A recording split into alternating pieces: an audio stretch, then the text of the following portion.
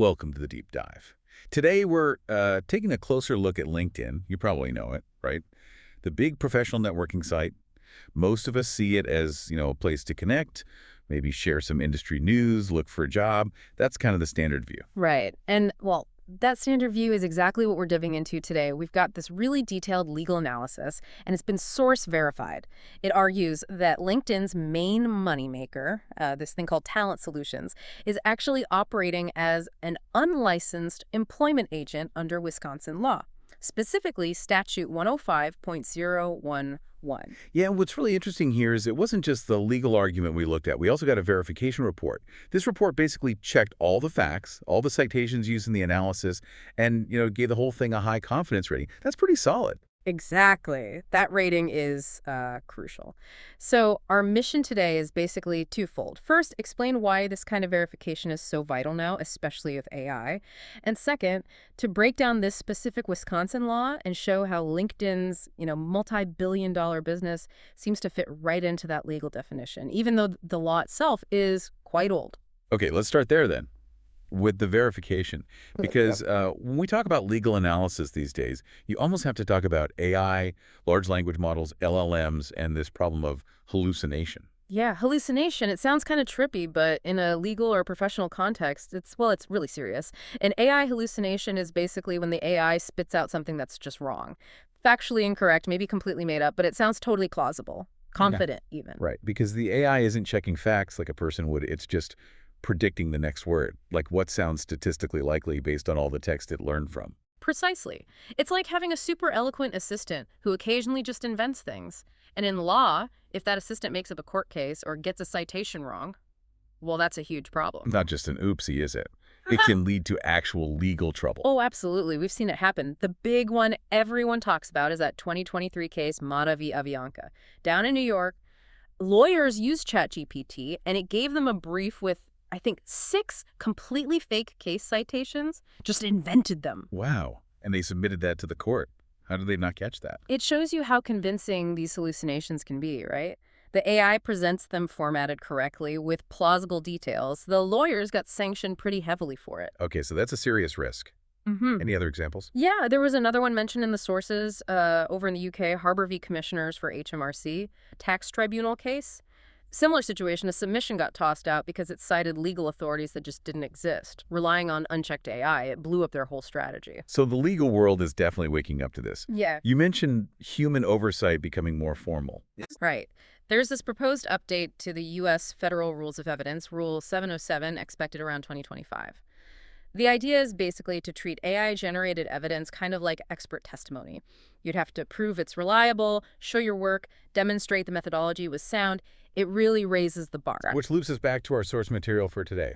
This verification wasn't just a quick look-see. No, not at all. The report we're basing this on, the one arguing against LinkedIn, it was cross-referenced against 96 different citations. We're talking government websites, business filings, corporate reports, specific Wisconsin state sources, real verifiable stuff. And the conclusion after all that checking? Zero. Zero unverified information, zero detected hallucinations. So the factual basis for this whole discussion, it's rock solid. We can trust the data points we're about to get into. Okay, good. That's reassuring. So with that foundation set, let's get into the law itself. Wisconsin Statute 105.011, that's the heart of it. What does it actually say an employment agent is? Well, the key thing the analysis highlights is just how broad the definition is in Wisconsin. It basically says an employment agent is anyone doing certain activities for profit. Okay, for profit is the first hurdle. And then there are specific activities. You said there were 3 criteria. Yes, 3 distinct ways an entity can qualify. And importantly, you only need to meet one of them. So prong 1 is furnishing information to job seekers. Basically, giving people info that helps them or even just tends to help them get a job. Think job postings, recommendations, that sort of thing. Okay, helping job seekers find jobs. Makes sense. What's prong 2? Prong 2 is the flip side. Furnishing information to employers. Giving employers information that helps them or tends to help them find workers. Candidate profiles, search tools, etc. Right. Helping employers find people. And prong 3. Prong 3 is maybe the simplest, maintaining a register. Just keeping a list or database of people who are looking for jobs or employers looking for help. And you mentioned the scope is broad. Our sources emphasize that. Hugely important. The statute makes it clear it doesn't matter if you operate out of a building or, online, that's covered. And crucially, it also says it doesn't matter if this employment agent stuff is your main business or, and this is the quote, only a sideline or an incident to another business. Ah, okay. So even if LinkedIn says, hey, we're mostly a social network, that wouldn't get them off the hook if they also do one of those three things for profit. Exactly. That's the argument. The law seems specifically designed to prevent that kind of loophole. If you're making money by connecting employers and job seekers in one of those ways, the statute says you're an employment agent. Period. All right, let's connect the dots then. We have the definition, we have the solid facts. Yeah. How does LinkedIn's actual business, especially talent solutions, measure up against this Wisconsin law? Let's start with the for-profit part.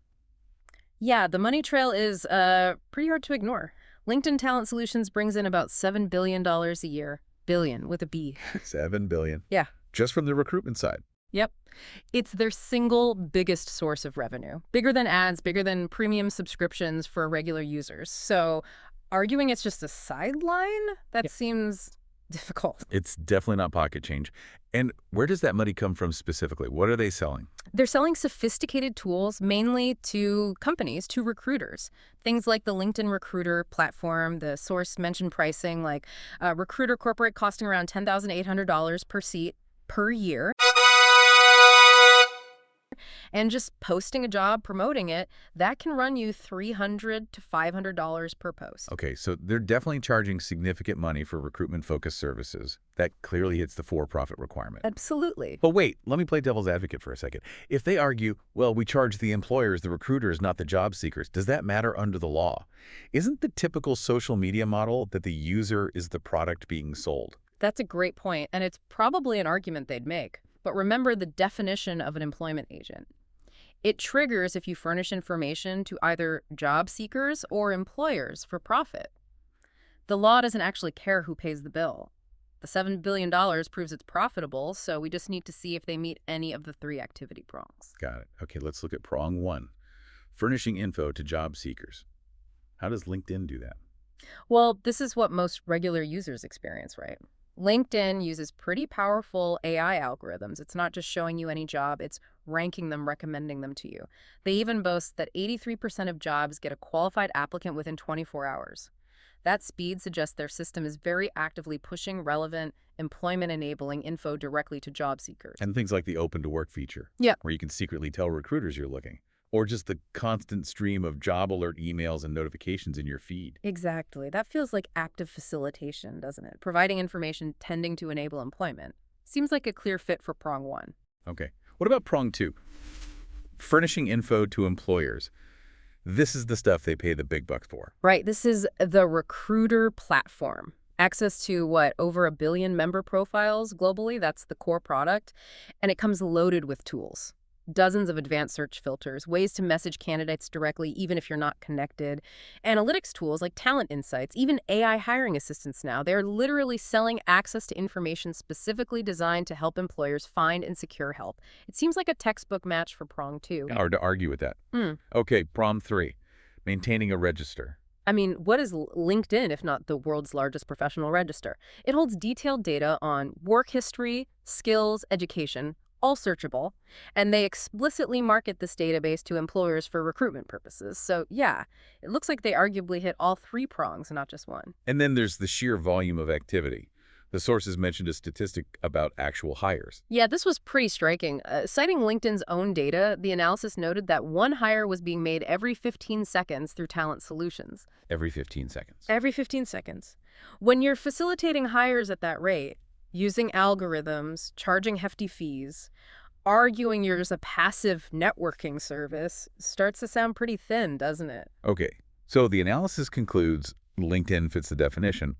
What's the big deal then? What are they not doing that an actual licensed employment agent in Wisconsin has to do? Right, this is the non-compliance part. Operating as an employment agent without the license means they're avoiding specific regulatory requirements.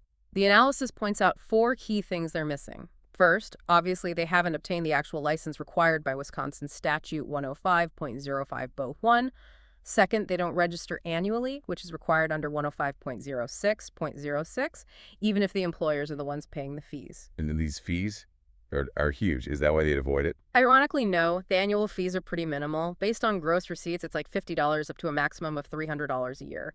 It's tiny for a company like LinkedIn. So it's not about the money. It's about avoiding the scrutiny. Exactly. It seems to be about avoiding the oversight and the obligations that come with being licensed.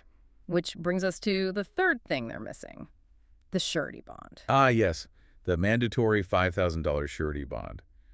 Why is that significant? It's really about protecting the users, the job seekers, and employers. That bond is basically a guarantee, a pot of money set aside. If the licensed agent breaks the law, commits fraud, or messes up somehow, that bond provides funds to cover damages. It's a safety net for the public.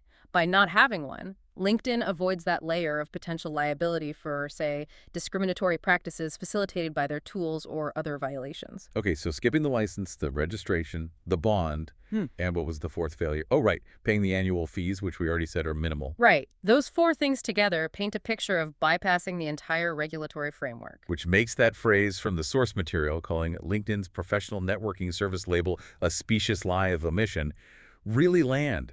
They're omitting the part where they're a massive, profitable employment matchmaking machine. That's the core argument, yes. By focusing on the networking aspect, they conveniently sidestep the regulations designed to protect people in the actual hiring process. Licensed agents have rules about non-discrimination postings, how fees are handled, dispute resolution, things meant to ensure safety, health, and welfare in the employment context. LinkedIn operates outside of that by maintaining this social network facade. Let me push back slightly here, though. This is all based on Wisconsin law. LinkedIn operates globally. Is this just a quirky local issue, or does it have broader implications? Does this analysis matter outside of Wisconsin? That's a fair question. While the deep dive focused specifically on Wisconsin statute because the analysis was built around it, the methodology and the evidence are broadly applicable. Many states have similar employment agent laws, often predating the internet, with equally broad definitions covering furnishing information or maintaining registers. The evidence used here, the $7 billion revenue from talent solutions, the specific platform features, the AI matching, the higher rate statistics that's not Wisconsin-specific data, that's LinkedIn's global operation. Ah, I see. So this Wisconsin analysis acts like a template, a blueprint. Exactly. It provides a rigorously verified, fact-based template that potentially any state or jurisdiction with a similar law could use to challenge LinkedIn's self-characterization and argue for regulation. It moves the discussion from they feel like an employment agency to here's the specific evidence under existing law. Okay, that makes a lot more sense in terms of the bigger picture. Yeah. So wrapping this up, what's the key takeaway for you, the listener, next time you're scrolling through LinkedIn? Well, I think the final provocative thought from the analysis puts it best. If a platform is making billions by using sophisticated AI to analyze your professional life and connect you with jobs, you really have to ask yourself, is this just a social network where you click agree to terms of service and have limited rights? Or should its function as a massive employment agent mean it owes you, the user, a higher standard of care, a regulated standard ensuring safety, fairness, and welfare? And that higher standard, as we've discussed, would include things like mandated non-discrimination compliance, accountability through bonds, real protections built into the system, not just optional features. It fundamentally changes the relationship between you and the platform. Definitely something to think about. I don't give a rat's patootie if you like, subscribe, and comment or not. Well, well, well, that's a damn lie. Ha, ha, ha.